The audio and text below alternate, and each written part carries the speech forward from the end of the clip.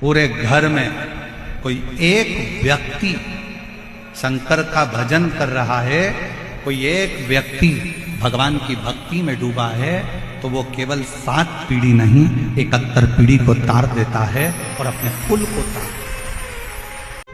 3 तरह से मरे हुए व्यक्ति का मोक्ष नहीं है। पहले नंबर पर पानी में डूबकर मरे हुए व्यक्ति का मोक्ष नहीं है।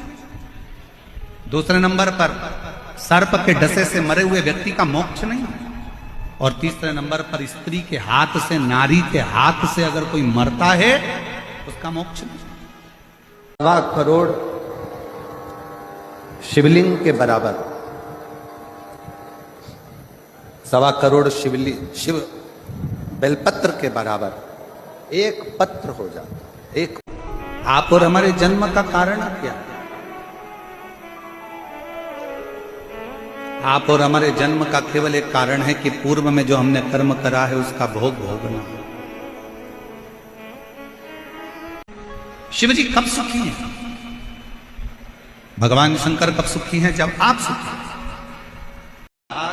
मां अंबा, गणेश, कार्तिकेय, अशोक सुंदरी, शिव जी की 5 बेटियां, और जहां से ये जल जमीन पर जहां से आता है, शिवलिंग में से थोड़ा सा भाग जो नीचे रहता है, उस स्थान पर 33 कोटि देवताओं की जो देवियों का स्थान होता है, वह स्थान 64 योगिनियां देवियां।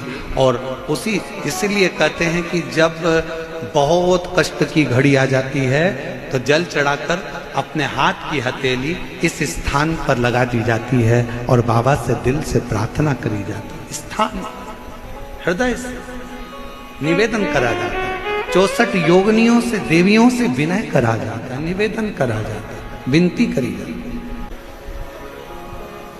शिव कथा कर रही है। शिव की परीक्षा मत करिए, परिणाम का इंतजार करिए।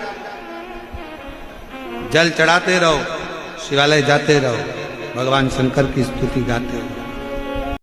जिसके घर में बेलपत्र का वृक्ष लगा होता है, उसके घर में काल भी महाकाल को देखकर डर जाता है और अंदर प्रवेश नहीं करता। इतना प्रभाव।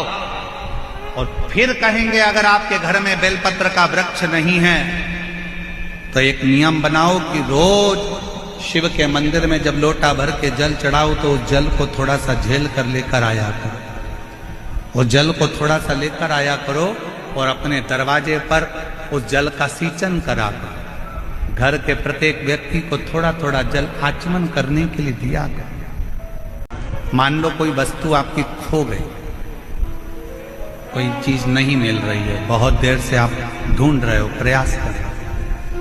सुबह सुबह जब भगवान को जल चढ़ाने जाओ ना, तो जो जल लेकर आते हो ना, उससे अपनी साड़ी का कोई भी पल्लू, जरा सा भाग उसको गीला कर लिया करो, थोड़ा सा, और उसको नेत्र से लगाकर घर में आकर उस वस्तु का स्मरण कर कर बाबा से प्रार्थना करो, बाबा मेरी वो सामग्री बहुत कीमती थी पर मिल नहीं रही। आप प्रयास करोगे ना बाबा तो ढूंढ सकते। विश्वास करता है 24 घंटा या 48 घंटे के अंदर वो सामग्री मिलेगी जरूर, जहां भी होगी वो प्राप्त हो जाएगी। खोजिए।